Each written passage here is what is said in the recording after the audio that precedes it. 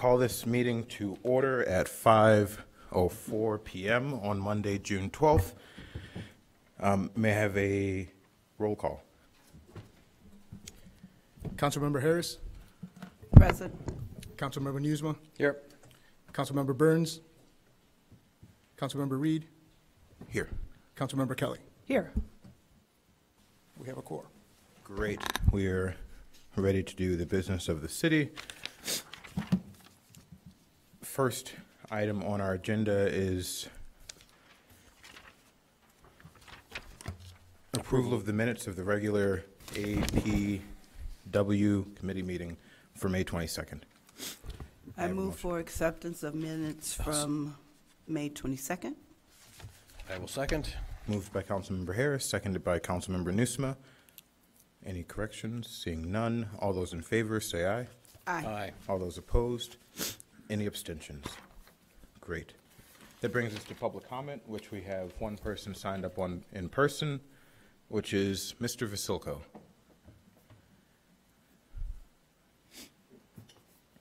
Welcome. It's been, I think, a while since you've been in person for this committee, at least. Thank you. So I had 3 items on my list, A5, 7, and 9. So my concern about items A5 and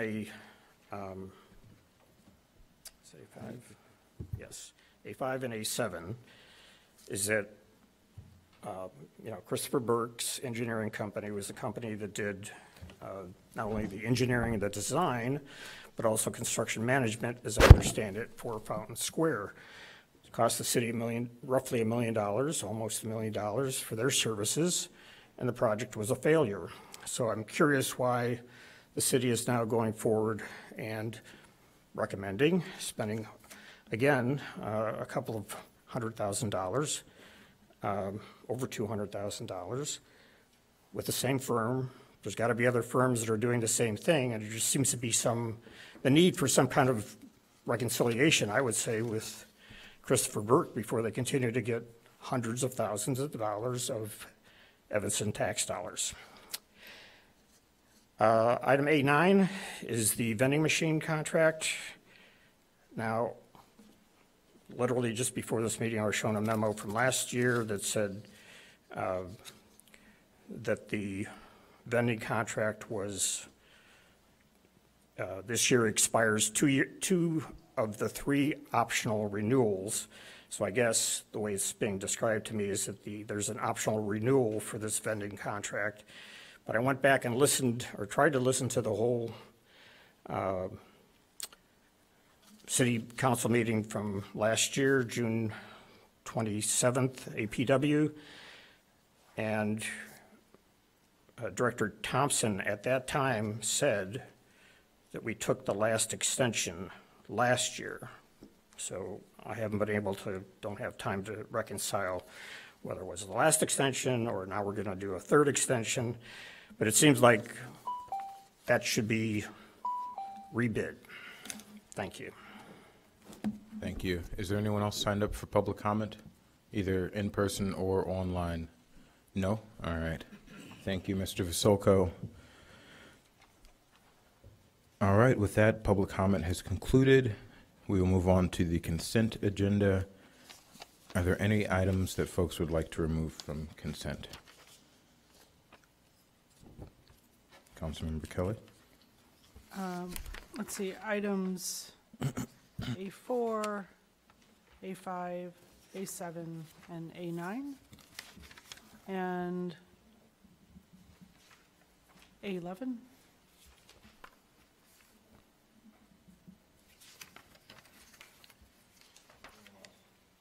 I'll take off A10.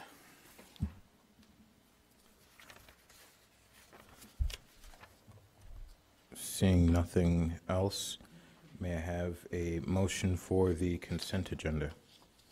I will move the consent agenda, which includes everything except A4, A5, A7, A9, A10, and A11. Second. All right. All those in favor, say aye. Aye. Any abstentions? Any nays? Then any abstentions? Seeing none, the item passes. All right, so that brings us to item A4, approval of the pre-qualification of consulting firms for transportation engineering and surveying services. This is RFQ 23-10. Move approval. Moved by Councilmember Nusma, seconded by Second. Councilmember Harris. Okay, is there any discussion on this item? Councilmember Kelly. Thank you. So I just had, and Ms. Biggs, maybe you can respond. It's with regard to the Burke contract that's here, and also I'd like to kind of address items A4, 5, and 7. I'm not objecting, but is there, I don't know what the urgency is. I feel like it would be nice to get sort of a reconciliation or explanation. I think it was almost about $1 million when we hired Burke to oversee construction of the Fountain Square event. To get an understanding from Burke, like what transpired and why, the oversight wasn't effective or didn't apply. I just think for residents, it's important to know if we're going to award multiple contracts to Burke again, not necessarily objecting, just would there be time to ask them for either to present to us either an executive session or to provide just a written explanation with regard to Fountain Square, either prior to final action or something like that.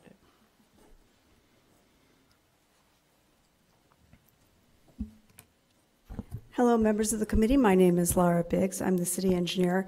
So in terms of urgency, several of those items are actually urgent to us, although it may not seem like that big of a deal. We're kind of already delayed. Things like the traffic signal intersection at Central Park and Central, we actually don't really have a way to repair it if certain parts fail at this point in time. We're going to struggle to get that under construction next year because it took us longer than we anticipated to get these services in place, the pre-qualified services. So yes, no, it isn't in that it seems like a long way till next year, but yes, it is urgent in that we are already late and we would ideally be bidding that in the fall in order to have the lead time to procure the equipment. In terms of the wisdom of hiring Christopher Burke, I'm actually going to defer that to Deputy City Manager Stoneback. Good evening, Councilmember Reed and committee. Dave Stoneback, Deputy City Manager. When this occurred, when the challenges at Fountain Square occurred, staff did do a thorough review of what transpired out there, and what we found was that the contractor used a product which they never submitted for review or approval and put it into the fountain without approval from the engineer, the consulting engineer doing the work. So based on that, Burke would not have had the opportunity to say this was the wrong product or deny them the use of it. So it got installed, and then the damage occurred later. So we found at that time that Christopher Burke did not do anything improperly, that it was the contractor to do it, and that's why we're suing the contractor or taking litigation against the contractor. Burke has been very responsive with the city. They have continued to work with the city and have spent lots of time redesigning what potentially could be the repair would be, and all that is being done at no cost to the city. Thank you.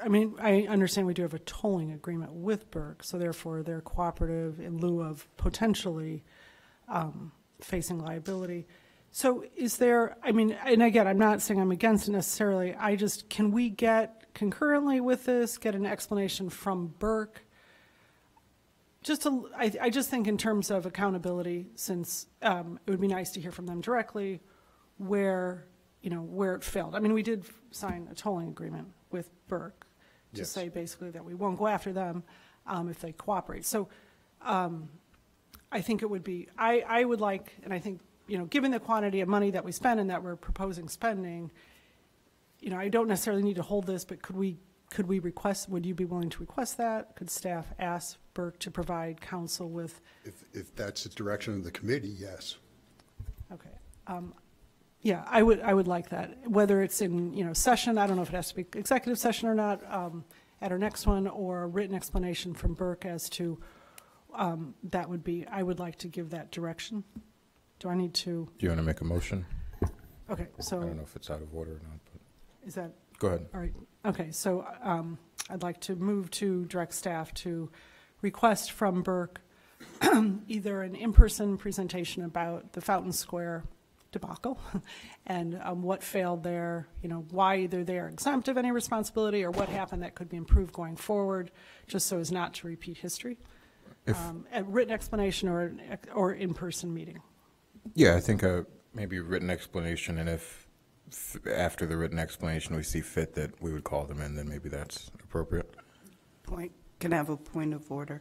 I just want to ask, legal, is that appropriate since we're in the middle of litigation? Does that make litigation a weird place now because we're trying to get through that? If I can chime in on that, Councilmember Kelly and I spoke to Council Cummings earlier and asked this exact question, and Council Cummings said that he thought it was perfectly fine.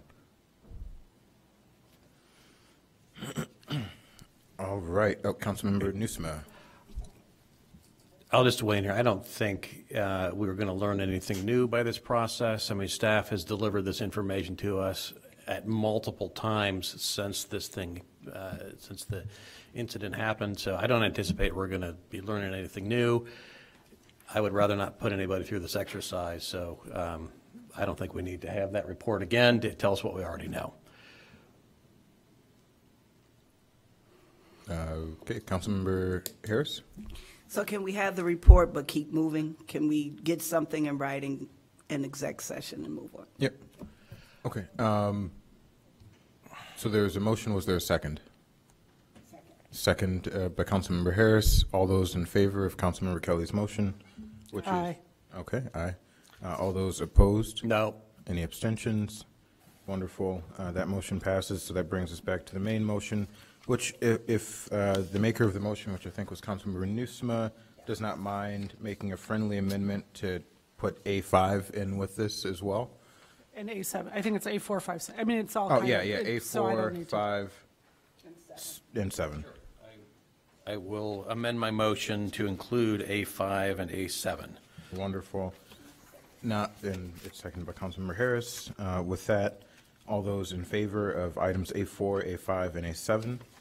Aye. Any abstentions? And any nays? Doing that out of order. All right. That brings us on to item A9, which is approval of vending machine services, contract renewal, RFP 1812 with Mark Vend. I'll make that motion. Moved by Councilmember Nusma, seconded by Councilmember Harris. Any discussion? Councilmember Kelly. So I recall that also there was discussion about putting this out for new RFP. Is this, that's what I think we discussed, was it last year? Correct. So should we, why wouldn't we put this out for an RFP?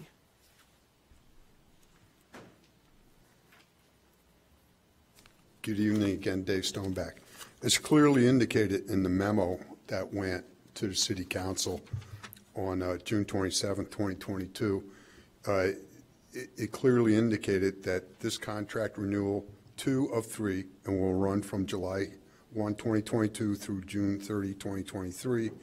And then in a different section under summary, it indicates that staff has recommended City enter into a 1-year contract renewal from July 1, 2022 through June 30, 2023, leaving one additional 1-year option to renew.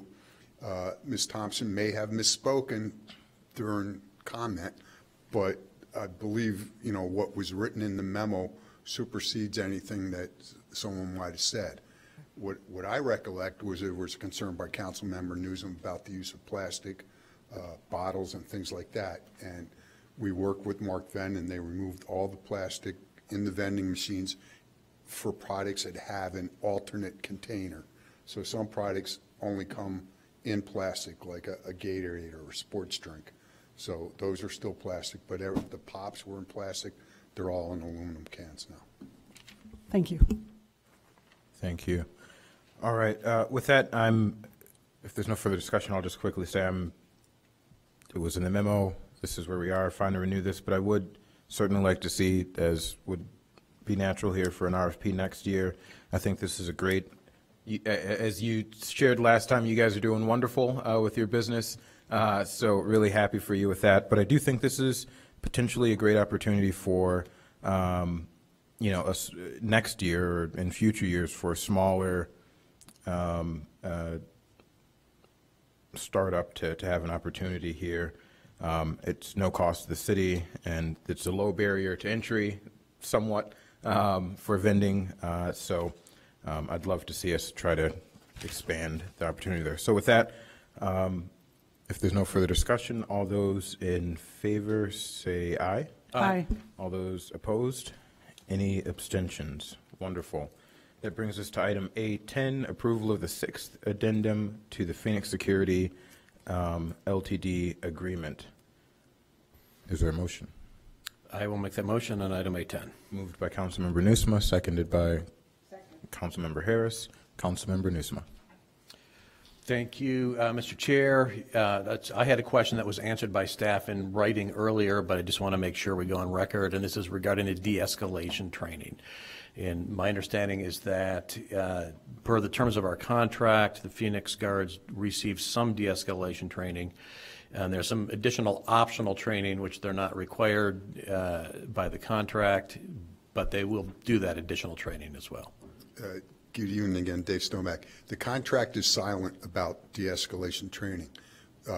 City staff made them aware that, Phoenix aware that we would prefer that their employees get this, and they immediately did perform some de-escalation training. And the city is sharing information with them when more de-escalation training is available, and the owner, Leon Mitchell, indicated that he'd be more than welcome to revise schedules to make sure that his employees get there, the ones that work in the public buildings. Right. And this contract runs for another year? This contract runs only through December of this year. Okay. And then we do need to rebid it, go out for services next year. And we can modify the requirements of the contract that we bid out in the future to indicate the training that we expect their staff to have. Yeah, I think this that'd be contract came up, I think, rather quickly several years ago, and I don't think it was well thought out as to what the required work scope would be in the training, but we have that opportunity now to make improvements next year. Great, thank you. Yes, sir. Thank you. Seeing no further discussion, all those in favor say aye. Aye. All those opposed? Any abstentions? Even though there's just two, the ayes have it. That brings us to item A11, approval of change order number 1 to the agreement with Boulder Contractors Incorporated for the 2023 water main improvements and street resurfacing project. This is bid number 23-26. I move for the approval of change order number 1 for the agreement with Boulder, bid number 2326. Moved by Councilmember Harris, seconded by Councilmember Nusma. Is there any discussion? Councilmember Kelly. Let's see, I just had a question regarding the funding, that it wasn't budgeted, and I don't know what that particular code refers to, what line item, but can this come from a contingency fund, or how, from the general fund? That particular code just refers to essentially cash sitting in the general fund that then gets transferred to the capital fund. It's also a potential to use water fund money for it because it is a water main contract. The water fund is starting to struggle a bit with some of the costs that have been applied to the water fund, and so either option is available. Normally we go straight to the water fund, but in this particular case, we started with the general fund. But either one can be done. Thank you. And with regards to contingency fund, is that not? We only carry contingency funds for parks and facilities in our capital project. We don't necessarily have a contingency fund for transportation or water main projects. Okay, thank you. Okay, so this would come then from basically surplus. Right now, it's shown as surplus. The council has the ability to amend that to be the water fund as well. Thank you. Councilmember Nusma. Thank you, Mr. Chair. Again, following up on one of my written questions, this is about the timeline of the project, and if we're expecting completion by July 1st and haven't yet approved this change order that's 2.5 weeks away, 3 weeks away, are they going to make that date? They will probably not make that date entirely, but they should be able to get the majority of the work done and be largely out of the way by July 1st. And the contract includes more than just this section we're approving the change order for. Oh, yes. The majority of the work is actually on other streets in the water main So contract. have they started already on that other work? No, they have not.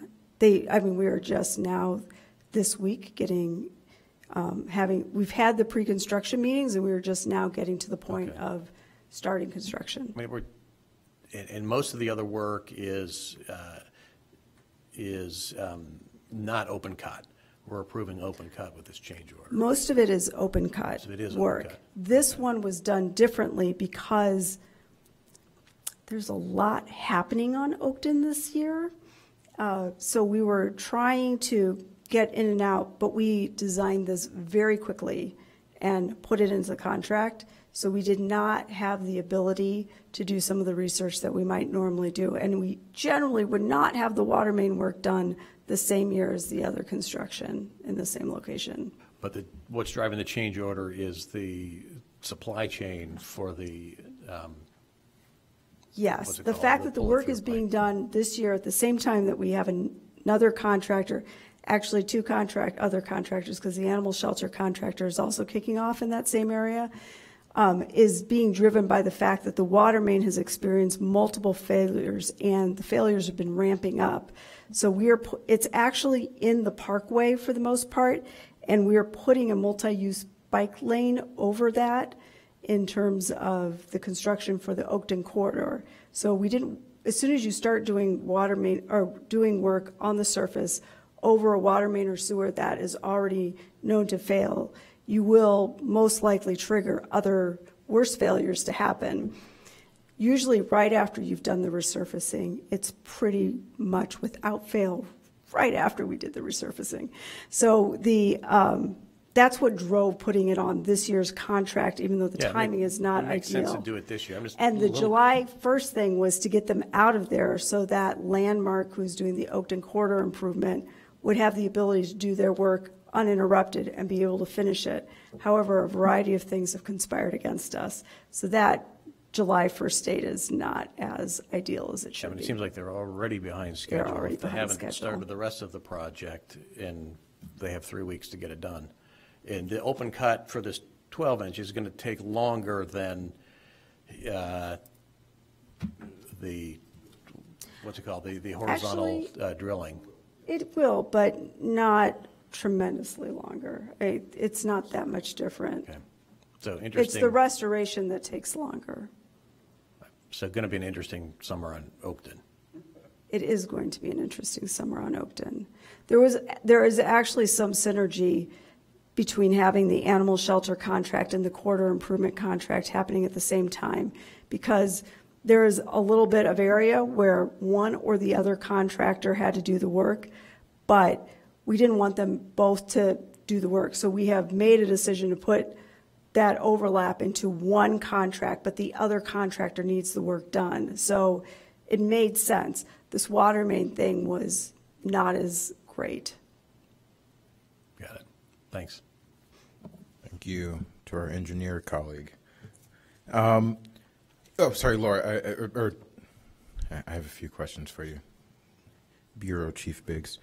So you mentioned that Jesus Christ, I can't even read my own handwriting, that the water fund is struggling. That's the word that I couldn't read. You mentioned that the water fund is struggling, and you said that there were some cost applied to the water fund recently. What are some of those things that are causing the water fund to struggle this year? The single biggest thing that's really impacting us in the water fund is the lead service line regulations. So there's really two pieces to the lead service line stuff. The first is you have to have a plan as a community to get, and all the plan the plan to get rid of the lead service lines has to be done by 2027, and then the work has to be done within 20 to 25 years, depending on how it ultimately falls out, how many services you have. So that is a piece, and we're working on the plan. But the second half of the regulation is anytime you touch the service, if you're doing a water main replacement, if the service line just breaks and you have to fix it, you have to do the whole service now. And that's actually pretty expensive, and those costs are driving up the cost of the water main dramatically. And so we're finding that we're getting squeezed. Legally, we're required to do it. We're also seeing an increased number of water main breaks that are happening over the last few years that is also concerning and is making it harder to pick which is the worst water main that needs to be replaced in the next year. And so staff is concerned that we are actually not replacing enough water main, but currently we would struggle to replace more financially. Thank you. How do we determine, how do we prioritize water main replacements? Is it just the ones that fail, we replace those, or how do we get ahead of it? We consider primarily two factors. One is the number of breaks on a section of water main that's tracked. And it used to be, for a while, when we first started tracking it, we were fixing things that had 6 or 7 breaks in a section typically being a block. And now, for a while, we got down to like, if there were only 3 breaks. Now we're back at like 7 or 8 breaks because there's such a backlog of water main that's breaking. The second thing is fire flow. We have a water distribution system model that indicates the pressure and the fire flow that you would get out of the fire hydrants. We also do some fire hydrant testing to validate that. And the fire flow is pretty important for obvious reasons. If we find a section where the main is just undersized to the point that it's impacting fire flow, we will go in and replace that. However, that is typically done more when we had fewer breaks we were dealing with. We also need to coordinate the water main replacement with the street resurfacing, because nobody wants us to resurface a street and then 2 years later go tear out the whole street and then replace the water main and resurface the street again. So there is some of that happens. And then we also look at what's going on around town, like the Oakton corridor thing. Ideally, we would have caught that sooner, but we're just getting overwhelmed by the number of breaks lately. Thank you. And do we have a software that helps us track this, or using a Google spreadsheet or an Excel sheet? How are We're we using doing our this? GIS system. It's a Okay. layer in the GIS that tells you how many breaks per section of water main. Do we have anything that tracks just the age of a particular section of line? Also in the GIS system. Okay, also in the GIS system. Manager Stonebeck? And staff actually looked into purchasing a software that would help us evaluate which water mains to replace. Our data was better than what their model was. We were telling them tips on how to improve their model to get a more accurate picture. So it's a new industry that is just now starting, but it seemed like Evanston was already ahead of what the software designers were looking at. Well, then maybe we need to create a software and sell it to other folks. Thank you for that. I'd love to actually, if that's something you can share with either myself or if the committee wants it, I'd just love to see that GIS data. Is it something that is user-friendly for the non-engineers of us up here? Yeah, we print it out as a map. I mean, we print a table, but you can also see it in a map format. Yeah, I'd love to see it in map format, and particularly also just the age of, if that's also in the map format, the age of particular sections of it lines. is. I'd love to see that. I recall seeing exactly that kind of stuff when I sat on the Utilities Commission, so It's I out can there. vouch for its existence. existence, yes. And then lastly, do we, I was just at a municipal conference and sat through a presentation on a similar subject. When we are, and I heard you express some of this earlier, for example, with the Oakton Corridor project, but do we, let ComEd know, hey, we're opening up the street here, or do we let other folks who may also need to access the road, do we let them know, do we coordinate with partners so we don't have to have as many interruptions? Yes, we do. But usually, since we are so focused on where water mains are breaking, and they are driven by different criteria, usually as a plan to upgrade a section of their system, and they have a lot more places than Evanston to worry about, it's unusual for us to be around each other at the same time. And it would actually cause some challenges if we were all working together in the same location, because their contractor is a different person than our contractor. Okay. Well, thank you very much. With that, if there's no further discussion on this item, all those in favor say aye. Aye. All those opposed? Any abstentions? The motion passes, and seeing no further business, is there anything for discussion? No. Seeing no further business before us, this meeting is adjourned.